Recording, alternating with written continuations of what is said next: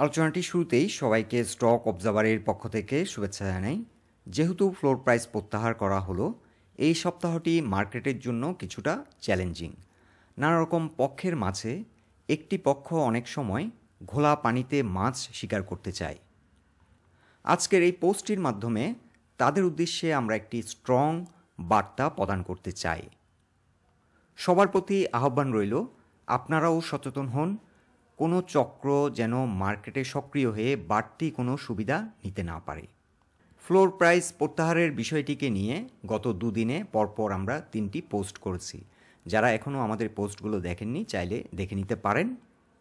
আমরা যে বিষয়গুলো নিয়ে আলোচনা করেছিলাম, মেইন পয়েন্টগুলো, গুরুত্বপূর্ণ পয়েন্টগুলো আবারও হাইলাইট করব আজকের আলোচনায়। বন্ধুরা, আলোচনাটি শেষ পর্যন্ত শুনতে থাকুন। আলোচনাটি শুরুতেই সবাইকে রিকোয়েস্ট করব, ডিসক্লেমার অংশটি আপনারা ভালো করে পড়ে নেবেন। পুঁজিবাজার ঝুঁকিপূর্ণ। আপনার কোনো পার্সোনাল বাই এবং সেলের কারণে আপনি যদি ক্ষতিগ্রস্ত হয়ে থাকেন, সে দায় স্টক অবজারভার বহন করবে না। শুরুতেই sharenews24.com-এর গত কয়েকদিন আগের একটি প্রতিবেদন তুলে ধরছি। আর যে গুরুত্বপূর্ণ পয়েন্টটি আমরা হাইলাইট করতে চাইছি এই রিপোর্টটি থেকে, সেটি হলো বাংলাদেশ সিকিউরিটিজ অ্যান্ড এক্সচেঞ্জ কমিশনের চেয়ারম্যান অধ্যাপক শিবলি রুবায়তুল ইসলাম অবশ্য বলেছেন, ফ্লোর প্রাইস উঠিয়ে নেওয়ার পর কেউ পরিকল্পিতভাবে ফেলে দিয়ে বাড়তি সুবিধা নেওয়ার চেষ্টা করলে পরের দিনই আবার ফ্লোর প্রাইস দেওয়া হবে। এরপর কারা অযৌক্তিকভাবে বিক্রির আদেশ দিল তা খুঁজে বের করে ব্যবস্থা নেওয়া হবে। এ ব্যাপারে কোনো ছাড় দেওয়া হবে না। সো এই রিপোর্টটিতে কিন্তু একটি স্ট্রং বার্তা রয়েছে তাদের উদ্দেশ্যে। যদি কোনো সিন্ডিকেট, যদি কোনো চক্র ম্যানিপুলেট করার চিন্তাভাবনা করে কোনো স্টকে, Bangladesh securities and exchange commission থেকে ইমিডিয়েট অ্যাকশন নেওয়া হবে। আর এই বিষয়টি কিন্তু সার্ভিলেন্স সফটওয়্যারের মাধ্যমে কিন্তু মনিটর করা হবে। সো কোনো চক্র যদি মার্কেট ম্যানিপুলেশন করতে চায়, কোনো পার্টিকুলার স্টক যদি ম্যানিপুলেট করে বাড়তি কোনো চাপ সৃষ্টি করতে চায়, সেল প্রেশার সৃষ্টি করতে চায়, তাহলে কিন্তু আইনানুগ ব্যবস্থা নেওয়া হবে। আর এটির মাধ্যমে কিন্তু সুশাসন প্রতিষ্ঠিত হবে এবং মার্কেটে ইনভেস্টরদের মাঝে আস্থা ফিরে আসবে। সো বন্ধুরা, এই পোস্টটিতে সবাই একটি করে লাইক দিন এবং পোস্টটি শেয়ার করুন যাতে সবার কাছে এই মেসেজটি পৌঁছে যায়। বর্তমান সময়ে একজন সচেতন ইনভেস্টর হওয়া গুরুত্বপূর্ণ। এখন আমরা গত 3টি পোস্টে আমরা যে আলোচনা রেখেছিলাম, কি পয়েন্টগুলো আরেকবার হাইলাইট করব। শুরুতেই যে 35টি কোম্পানিতে এখনও ফ্লোর প্রাইস বলবৎ থাকছে সেটার একটি লিস্ট আমরা তুলে ধরলাম। এছাড়াও ফ্লোর প্রাইস উঠে গেলেও আগের মতো কিন্তু সার্কিট ব্রেকার কাজ করবে এবং সেটার সীমা স্টকগুলোর প্রাইস অনুযায়ী বেঁধে দেওয়া আছে। আপনার চাইলে এক নজর দেখে নিতে পারেন। প্রতিদিন একটি স্টক কত পর্যন্ত উপরে উঠতে পারবে এবং কত পর্যন্ত নিচে নামতে পারবে সেটি পার্সেন্টেজ আকারে এখানে দেওয়া হলো। এছাড়াও আমরা মার্কেটের বর্তমান সময় যে চ্যালেঞ্জ এবং অপরচুনিটি নিয়ে কিছুটা আলোচনা করেছিলাম। আমরা যে বিষয়টিকে হাইলাইট করেছিলাম সেটি হলো মার্কেটে পরপর 3 দিন সেল প্রেশার থাকতে পারে, রবিবার, সোমবার এবং মঙ্গলবার, এবং এই 3 দিনেই কিন্তু ম্যাক্সিমাম সেল প্রেশার মার্কেট থেকে চলে যাবে, মার্কেট অ্যাবজর্ব করে নেবে এবং এরপর সেল প্রেশার কমে যাবে, মার্কেট ধীরে ধীরে ন্যাচারাল ধারায় ফিরে আসবে। সেক্টর ওয়াইজ আমরা বলেছিলাম, ব্যাংকিং সেক্টর যেহেতু বড় মূলধনের একটি সেক্টর এবং এই সেক্টরের বেশিরভাগ ব্যাংকই কিন্তু বড় মূলধনী কোম্পানি, সেদিক থেকে বিবেচনা করলে এই সেক্টর থেকেই কিন্তু বেশি প্রেশার আসবে।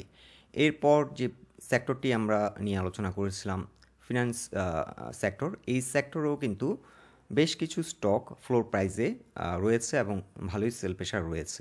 টেক্সটাইল সেক্টরের কিছু কিছু স্টকে ভালো রকমের সেল প্রেশার হতে পারে। মিউচুয়াল ফান্ড, অনেকগুলো মিউচুয়াল ফান্ড কিন্তু ফ্লোর প্রাইসে অবস্থান করছে, সেখান থেকেও কিছুটা সেল প্রেশার আসতে পারে। এছাড়াও ফ্লোর প্রাইসে অবস্থান করছিল যে স্টকগুলোতে সিগনিফিক্যান্ট সেল প্রেশার ছিল, সেই স্টকগুলো কিছুটা সেল প্রেশার হবে সেই স্টকগুলোতে এবং সেই স্টকগুলো কিছুটা ডাউন হতে পারে। আর ওভারঅল মার্কেট যখন নেগেটিভ আচরণ করে তখন কিন্তু বেশিরভাগ স্টকই কিছুটা ফ্লাকচুয়েট করে, তবে এটা ফর দ্য শর্ট টাইম। এই ভোলাটিলিটি থাকতে পারে, স্বল্প সময়ের জন্য মার্কেট কাম আপ করবে। সো মার্কেটের জন্য এখন যে এই সপ্তাহটি হচ্ছে একটি ট্রানজিশনাল একটা ফেজ।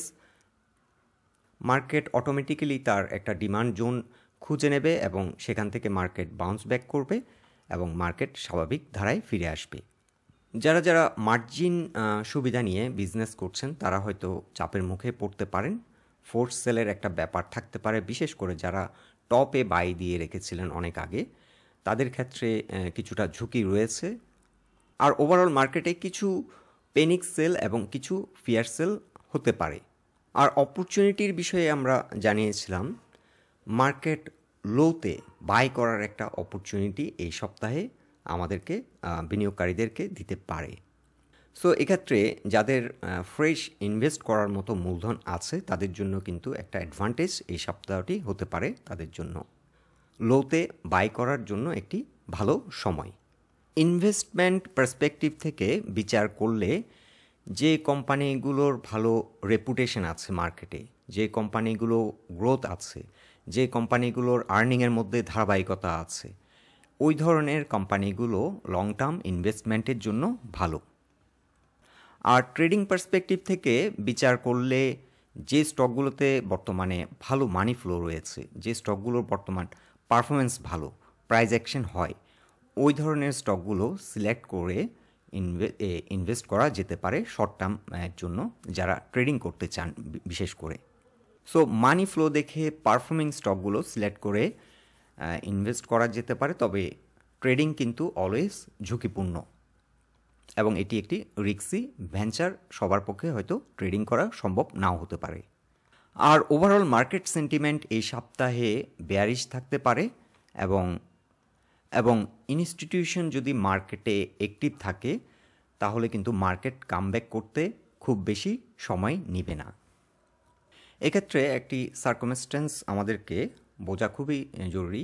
ফ্লোর প্রাইস যখন দেওয়া হয়েছিল তখন কিন্তু নানা রকম আনসার্টেনিটি মার্কেটে কাজ করছিল, ইনফ্লেশনারি একটা প্রেশার ছিল এবং গ্লোবাল ইকোনমিক অবস্থা কিন্তু খুবই খারাপ ছিল এবং ইলেকশনের আগে একটা আনসার্টেনিটি আমাদের দেশে কাজ করছিল। সো সব মিলিয়ে কিন্তু মার্কেট অলরেডি অনেক ডাউনে চলে এসছে এবং মার্কেটে অনেক স্টকই কিন্তু বর্তমানে প্রায় তলানিতে রয়েছে। সো এদিক থেকে বিবেচনা করলে মার্কেট কিন্তু খুব বেশি ডাউন হওয়ার স্কোপ নেই। তবে এখন যেহেতু মার্কেট হঠাৎ করে ফ্লোর, সবগুলো স্টকই প্রায় ফ্লোর তুলে দেওয়া হয়েছে 35টা বাদে, মার্কেটে হঠাৎ করে একটা শক আসবে এবং সেটি অ্যাবজর্ব করতে কিছুটা সময় নিতে পারে।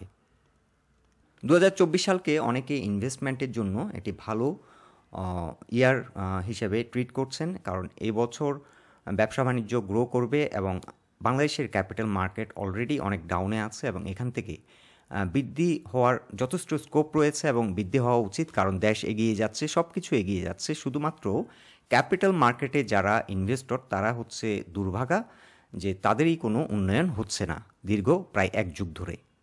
সো আমরা যে বিষয়টিকে এখানে গুরুত্ব সহকারে বিবেচনা করছি সেটি হচ্ছে 2024 হতে পারে ইনভেস্টমেন্টের জন্য একটি টার্নিং ইয়ার এবং এখান থেকে ক্যাপিটাল মার্কেট বহুদূর যাবে বলে আমরা আশা করছি। বাংলাদেশের সূচক এখন মিনিমাম যদি ঠিকমতো অ্যাসেস করা হয় মিনিমাম সূচক থাকা উচিত 12,000, কিন্তু বর্তমানে এখনও 6,200-300-র মধ্যে রান করছে। সো মার্কেট গ্রো করার কিন্তু এখনও একটা হিউজ স্কোপ আছে। সো ফর দ্য শর্ট টাইমের জন্য আমাদেরকে আসলে প্যানিক না হয়ে একটু ধৈর্য এই সময় ধরাটা ভালো হবে। সো আলোচনাটি আর দীর্ঘায়িত করছি না, যেহেতু ফ্লোর প্রাইস প্রত্যাহার করা হলো, let the market settle down. Market তার সাপোর্ট পয়েন্ট খুঁজে নেবে নিচ থেকে এবং মার্কেট স্বাভাবিক গতিধারায় ফিরবে। সো আমরা আসলে সবাই পজিটিভ থাকি, হোপ ফর দ্য বেস্ট। সবাই সুস্থ থাকুন, ভালো থাকুন। আর আপনারা অবশ্যই আপনাদের মতামতগুলো আমাদেরকে কমেন্ট বক্সে জানাবেন। আজকে আসলে কিছু স্টক নিয়ে আলোচনা করার ইচ্ছা ছিল, কিন্তু যেহেতু মার্কেট এখন একটা চেঞ্জের দিকে যাচ্ছে, মার্কেটে যেহেতু একটা গুরুত্বপূর্ণ চেঞ্জ চলে আসলো, আমরা মার্কেট বুঝে ভালো কিছু স্টক নিয়ে আলোচনা করব। আর এই পোস্টটিতে যদি 500 লাইক পড়ে আমরা 3টি গুরুত্বপূর্ণ স্টক নিয়ে আলোচনা করব, যে স্টকগুলোতে ভালো ট্রেডিং অপরচুনিটি থাকবে, কুইক রিকভার করার একটা সুযোগ থাকবে। বাট 500 লাইক যদি মিনিমাম না পড়ে তাহলে আমরা 3টি স্টক নিয়ে আলোচনা করব না, আমরা যেভাবে নর্মালি বিভিন্ন স্টক নিয়ে আলোচনা করি সেভাবে আলোচনা করব। আলোচনাটি যদি ভালো লেগে থাকে অবশ্যই পোস্টটিকে লাইক দিন, আর আমাদের সাথে থাকার জন্য আপনাদের অসংখ্য ধন্যবাদ।